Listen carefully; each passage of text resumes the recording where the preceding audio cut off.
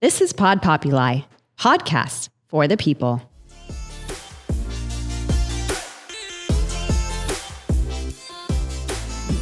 Hi, everyone, and welcome to the Femme Force podcast. My name is Rachel Paskvan, and I am your host.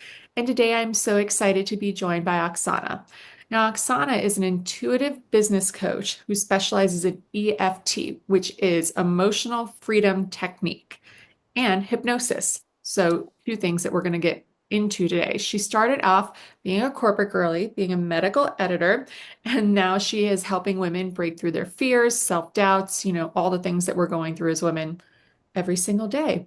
She's had personal trauma that she has overcome, from childhood trauma to the grief of losing her father. And a lot of this has helped her process things along the way. So we're definitely going to get into all of that. So Oksana, thank you so much for being here. I really appreciate it. Thank you so much for having me. I'm really excited to have these conversations that I think more women are beginning to tap into. So I'm really excited. Absolutely. And so, your background is in corporate editing, and now you're coaching, which is just a really interesting journey going from one spectrum to the next. What was the moment that you realized you needed a shift, and how did you do that shift? So everything started from my own mental health journey and just kind of noticing some of the anxiety that comes with that need to perform in corporate and wanting to be validated by your colleagues, especially when you're starting out in a new industry and you want to be recognized and, seen as an integral part of your teams. And I think there really is very little space around that for mental health, for understanding that it's okay to be a beginner and that these things take time. I think, especially in this day and age, we're very impatient with certain things coming through or wanting everything to be a certain way before we allow ourselves to be happy or to feel proud of ourselves. And that really impacts our internal dialogue. And I noticed that the ways I was speaking to myself were not supportive and not kind. And it's like, how can we expect our worlds to get better and to improve and to feel safe and worthy without all of these external things? And I think I've always had an interest in how some people had a great childhood, or I think all of us have, different forms of trauma. I'm not being naive here, but at the same time, looking at how certain families had financial stability, for example, and how others didn't, and how that impacts us throughout our lives at how we look at money, how we view our ability to create more income in our lives, and how much safety we put onto a piece of paper. That's just crazy to me. Oh, no, it's insane. And as someone who's going through a layoff right now, when it's a huge identity crisis when all of your identity is tied up in the corporation and how much you make and all of these things. And it's tied to this one entity that you really have no stake in. And so it's really hard. Right. The first time I got into therapy and then working with a life coach for the first time in my life, I understood that the voice within me, there was a difference between my ego and my intuition, and I could choose which one I wanted to side with. And I could start to notice that not all of my beliefs were truth or fact, and I didn't have to let them run, whether I allowed myself to be happy in a moment, whether I allowed myself to feel like I was enough or did enough that day. And I think that imprisons so many of us. 1,000%. And it's just, and it's hard, to get to that first step of taking the therapy and getting there. Mm-hmm. Absolutely. And you've when working with people in these roles, you've recognized process inefficiencies and saw people were misaligned in certain roles, which is super interesting because people apply for them or they're just looking for a job, like some of us out there at this point. And then your awareness of this helped you uncover your own purpose. So you've talked about those misalignments. How did you realize you needed to find your own calling? Well, I did in corporate. What I noticed is why some people, I started to question, why are some people so happy and fulfilled in what they do, even if they work 12 hours on that day, and then other people are just always looking at the clock, trying to wait for the day to end, so stressed out, so snippy. And I think a lot of it has to do with the imbalance between our own masculine and feminine energies, but then also the fact that myself being a first generation American, like seeing that our families pushed us to get a degree and then to get a job that looked good to the outside world. However, most of us don't actually know and aren't inspired to find, hey, what am I actually naturally good at? What are my talents? And I think we put so much value on a degree and then put our identity into that and then find the job within that field and make that Bible for who we are and who we become. And that I think has so much to do with the rates of depression and anxiety, because if we're never taught to listen to our inner voice and we keep denying it and doing what somebody else told us was reputable, was good enough career wise, then it's like all of the life that we create is simply going to be almost like a Sims game. But then we step back and we're like, wait a second, none of the things that I'm doing are actually true to who I am. And it's like we go through this identity crisis. And I think all of us have different levels of the journey that we're on when it comes to the self-awareness, but noticing right away, like being in a corporate setting versus thinking back to childhood, thinking back to the teachers who you loved and remembered, it was like, those were the people living in their passion and purpose, and that's why you remembered them. And then, of course, you remembered the ones that you didn't like because they were so mean to you, because they were so unhappy. And so once I saw that, it's like I couldn't unsee it. And I started to think, how can I inspire and empower people to go for what they actually desire in life? And it doesn't have to be the riskiest path. We can do it while working a 9 to 5.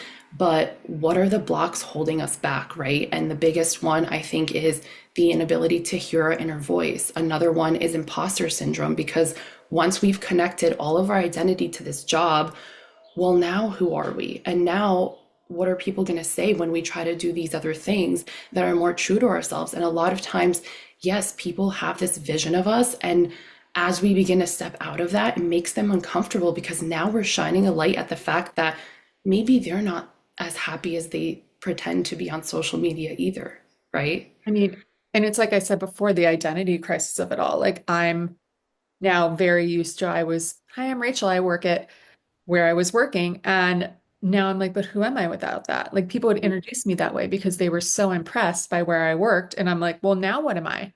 Who am I without that? Like what goes along with that? And like that's been an issue, which then creates the imposter syndrome that already lives in, especially women. Like it's deep down. It doesn't matter how professional you are, what your job title is, if you're on a million boards, like if you're speaking, like doesn't matter. Imposter syndrome runs deep. And Yeah. that's been like really hard to have it surface so much at this point, like and be so prominent, I guess, in my life again. Like I haven't had this and I mean, I've always had imposter syndrome, but not at this level. And I think, every time something like this happens in our lives that shakes our world, it's an opportunity. Like, yes, this is really painful and really difficult right now, but I always have asked myself naturally and inspire my clients to do the same. What can I learn from this? Maybe this is a soul lesson that I had to go through around how can I create safety in my body even when everything's gone to shit? Because the reality is that life will, right? When my dad got so sick from cancer and then I watched him literally dwindle away in front of me, nothing could have prepared me for that, and who you are on the other side of those things is a completely different person. But would it have changed the fact that now I'm pursuing my dream because I know that tomorrow isn't promised? So everything is always happening for us, as cliche as it sounds. It's really the truth, because even going through stages of grief, it's like, well, now who am I without my father here, right? So who is this version of myself moving forward? Who do I choose to be as a result of what I've experienced? And I think that introspection is so important and can really help us find the safety and validation within. And that's when all of the opportunities and the aligned things come into our lives, because we allow ourselves to accept and love ourselves despite the situations happening in our lives. I mean, and as we talk about like those fears, the fear of failure, judgment, the imposter syndrome, all of these things, what are the biggest fears that you see women struggle with when they're trying to start something new and trying to break out of that and find their why? A lot of us that struggle with money beliefs also have a tendency to always feel like we're running out of time. And it comes back to the fact that I think as a society, as women, we're beginning to tap more into our career than, hey, let's get married and have children right away. And I think then we don't want to lose a certain status or quality of life based on the fact that we have been driven in our careers. And so then we get nervous and we worry, well, if I stop now and have kids, am I going to be able to get back everything I've worked for? And I always inspire my clients, especially the ones who have children, who would you be if you were showing up as the highest version of yourself now? Like if you actually went after the things that excite and inspire you, wouldn't you be that happy version of yourself again? And wouldn't the quality time that you have with your family be so much greater because of the energy that you're now giving off? I mean, it's just so interesting to be like how, you don't even sometimes know that you're emitting these kind of things into the universe and, to yourself even. Mm-hmm. It's super interesting to think it that way. But you also use EFT as a tool. Mm-hmm. So, and you said in our pre-interview, it's like rewiring limiting beliefs and releasing these emotional blocks. So walk us through how EFT works and why it's so effective in these scenarios. So, from the ages of 0 to 7, our brains are literally a sponge. Like, even when you're inside your mother's womb, you're feeling her emotions. And so now we begin to operate in this way. And it's once we go through all the stages of development and we get into adulthood, it's like around the age of 25 when our brains are finally done developing, things begin to circulate and patterns begin to repeat. And we operate on a daily basis based off of what this supercomputer within our brains, which is our subconscious mind, is telling us. So if you're used to being jumpy when somebody walks in the room, that's a surefire sign that your nervous system is completely dysregulated. And this is because you need to create safety within your mind and body. And so the reason I love EFT is because it allows us to do both of those things. And the National Institute of Health has actually done studies of people before and after a single EFT session, and rates of depression and anxiety as well as PTSD have been reduced by like 40%, and happiness levels are on the rise. And so we have these powerful tools, and many of us just aren't aware of it, or we think it's woo-woo because we don't actually know the science behind it. But the way that EFT works is it's based on the world of kind of Chinese acupuncture, where all of us have an aura and all of us have an energetic field. And that's why you can spend time with somebody having a conversation and you feel invigorated, and then you spend time with someone else and you feel drained. And that's because of the energy that they're giving off based on their internal state. What's their mental and emotional hygiene looking like? And so EFT, what we do is we get really deep into an emotion that we want to release. So let's say the emotion is, I'm unworthy of money. And so we allow ourselves to go there and to really feel and be with the emotion, because most humans spend our entire lives running away from feeling an emotion out of fear of what will happen if we let ourselves go there, while the average emotion only takes 90 seconds to process. So I promise you will come out of it, but can you just allow yourself to go there and to show your body that it's not as terrifying as you may think? And then you go really deep into this. And as you begin to tap on the different meridian points of your body, so like one is above the eyebrow. I do the shortened version, but there's also one that starts at the top of the head. And as you begin to tap on these points, you start to embed the beliefs you want to have instead. So we began with feeling unworthy of money, and we complete the cycle with allowing ourselves to accept that this is happening and choosing to believe something that makes us feel better instead and embedding these more positive beliefs. And so after the session, sometimes you may feel tired or, a little bit dehydrated, things like that, because it does process a lot of energy and it's physically happening to us. And in the brain scans that they have done, you can see the old neurons breaking and new ones beginning to form. And so change is happening, and we have to be patient with ourselves and give ourselves that time to integrate. But the reason I love this tool is because after a single session, people tell me, I've been stuck with making these next steps in my business, and I just got everything done in one day after putting this off for weeks. Opportunities coming in out of nowhere because we're allowing ourselves and our nervous system to feel safe and to actually trust that we will be supported by money. I mean, and having that intuition is a big part of EFT and like understanding all of that from what I understand. So how can someone use EFT to start trusting their intuition more?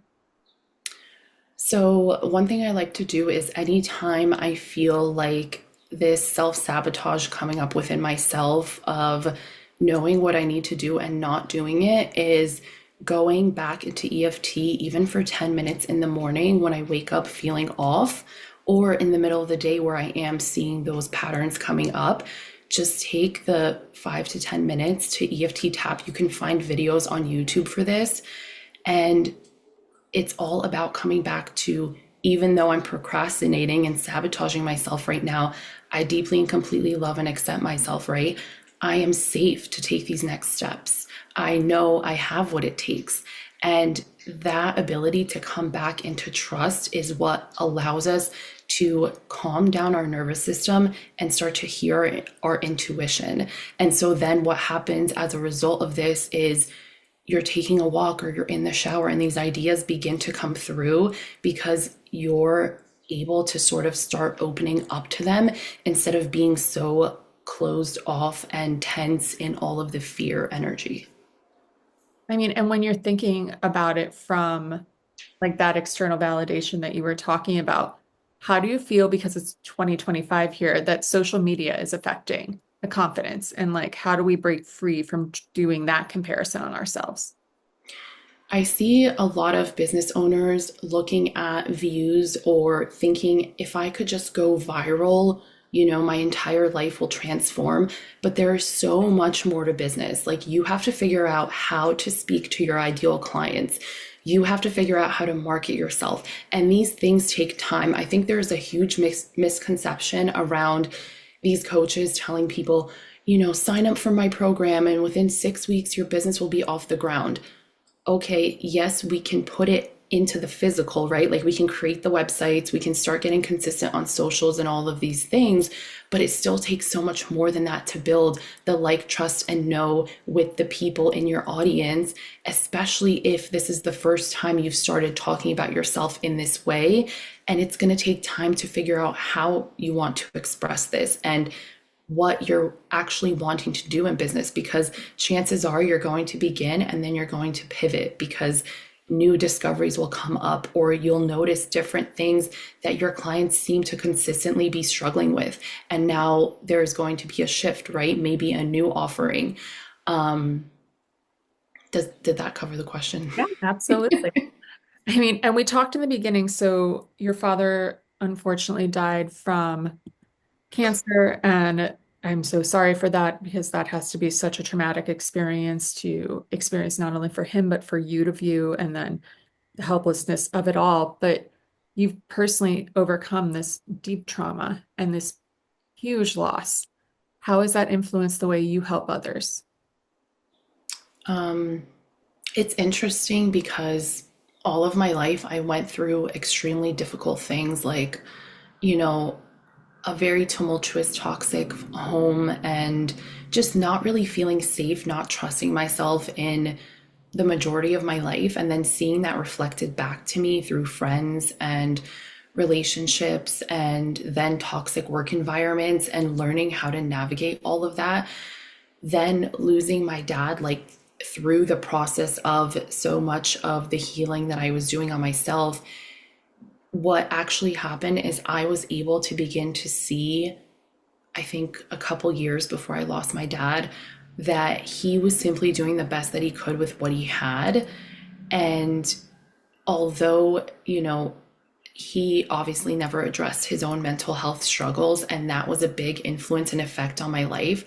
I was able to mend my relationship with him and to heal and process those things on my own, because a lot of us, I think, are waiting for somebody to come and apologize or to save us. And it's like, if we could just allow ourselves that comfort without needing it from outside of us, that's when we take our power and our peace back. And losing my dad and seeing so many other people struggling with such similar things, it's crazy, because anybody who comes to me and opens up about whatever they're going through, I can hold the safe space for them because I've seen it all. There is nothing that you're going to say to me that's going to make me gasp, right? Like, I am a safe place to hold that space for you, to tell you that you can move through this. And it makes it so empowering, not only for myself, but for the people who enter my space. And I mean, overcoming this trauma, you tried, different ways of releasing those emotional blocks. And one of those was hypnosis, as we said. And so, how did you get into hypnosis, and how do you feel like it's helped with releasing your emotional trauma and those blocks that you have? So I started learning about the power of EFT and hypnosis in 2021, and then I went through a certification program to get certified so I could be able to use the tools after noticing how powerful they were for me. And the way hypnosis really helped me is, at first I struggled really badly with insomnia, so I would listen to sleep meditations that would help me clear my mind and allow my body to relax and fall asleep. And then I would notice later on, when I was in the middle of conversations with people, that some of the things that they would say, it just hit me like, wait a second, I don't resonate with these things, or what a limited way of seeing the world. And the reason that I didn't really understand why I was feeling all of these things is because, as hypnosis works, it's the most powerful first thing in the morning or right before going to bed, because that's when your brain is most open to perception and to new influence, right? And so as I was falling asleep and listening to these things, I started to change the way that I saw the world, because it was always integrating into my mind. So you don't even have to be actively listening. Like, you can already fall asleep and these thoughts and beliefs are still coming into your mind. And then you notice how differently you operate in life and in conversations with people, and the outside world begins to notice quickly the energetic shift within you. And it's so beautiful, because it really takes no effort at all, but can completely transform your sleep cycle, your day-to-day stress levels, like all of these things. So I just can't say enough about how powerful these things are and how important it is for all of us to begin tapping into them. I mean, it's so interesting. I've seen different influencers that I follow, that I feel like we're friends and I trust, who have utilized it for just simple habits they've been trying either to break or to gain. One girl was like, I am a nervous anxiety nail biter. And I'm like, same girl. That's why I get acrylics. We did the hypnosis tapes. And she's like, it just stopped. Like, I just stopped. Or people that, you've seen it done like through the 80s, where people were trying to stop smoking and they would listen to the tapes to help them get through that in a different way, because the nicotine patches are just cold turkey, just wasn't working. So it's not like a new thing. It's just, I feel like it's coming back around now that we're really coming back into like wellness eras and like working on people's mental health. Totally. Yeah.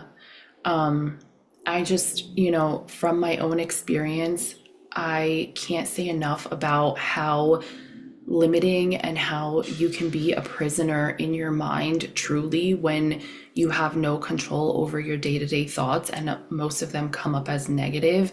And I think because the mind is always trying to protect us, it's going to pick up on those things naturally. So it does take work, and it is a practice to choose to feel good, to choose to look at the good things in our lives. But when you do this, it will completely transform you and everything in your life, because you're going to be able to step into true presence, and your happiness is in the present moment, right? We think it was in the past or it'll be in the future, but it truly is now. And the more we can cultivate that, the more good things and feelings will show up in our lives. That's awesome. And you've talked about a little bit when we're going through not just hypnosis, but EFT and just the therapy in general, that there's like an emotional disconnect between men and women, and how it's like socially conditioned, or it's suppression, and it impacts not only your personal relationships, but personal growth. And you've talked about that a lot, that men aren't really in touch, with their emotions. And how does that at the end of the day really affect this dynamic with women, and like especially in business, but also in their relationships? I think that being disconnected from ourselves makes us continue searching for something outside of us. So let's say you're starting a business. Well, now you're going to be stuck in the education era of gathering all this information, because once I have enough information, then I'll be able to do the thing. But there has to come a point in time where you choose to start and to trust yourself enough to begin. And then when it comes to life in general, it's like when we don't trust, it's because we don't trust the masculine in our lives. And I think there's been a huge push for feminism, and that is amazing. However, I think that when this happens, we also kind of close ourselves off from receiving from the men in our lives. And for me, it started definitely with, childhood issues, but then I would notice these things reflected back to me within my relationship to work and becoming a workaholic. And then also being in relationship with somebody and being like, okay, I can take care of that on my own, rather than allowing myself to receive the help and support. And what that really turned out like in my own life was overspending time in emotionally unavailable or distant relationships and friendships. And I didn't understand that actually I felt way more fulfilled in relationships that we could go deep and have these certain conversations that made me feel invigorated and like we were actually having a positive energy exchange. And I think that as you start to notice these things about yourself, it's okay to say, okay, I'm no longer happy in this relationship because it's not giving me what I need emotionally, instead of beating ourselves up and saying, it's us that's the problem. I think we all have an internal guidance system that's always telling us what we want and what we desire. And then we almost shame ourselves for it, instead of saying, okay, I want these things, but I feel blocked in these ways. Like maybe it's manifesting a healthy relationship. Well, how can I now allow myself to receive? How can I ask for more help in my day-to-day life? How can I be more relaxed and calm within myself, so that when the opportunity presents itself to be with someone, I'm not going into the date like a neurotic, stressed out person thinking, do they like me? Is my hair okay? Like, is my makeup good? No, like, let's start looking at, how do I actually feel within around this person? Do I feel inspired and energized by the conversation? And what can they bring into my life? Because that completely changes the game. And you talked a lot about energies. Like I feel like it's very hard because independent women, we're trying to make our own money, we're trying to have careers, we're trying to do it all. And something I've really been working on when it comes to dating is like really tapping into my feminine energy, which is super hard when you've been doing everything for yourself and growing, independently and just being a general badass.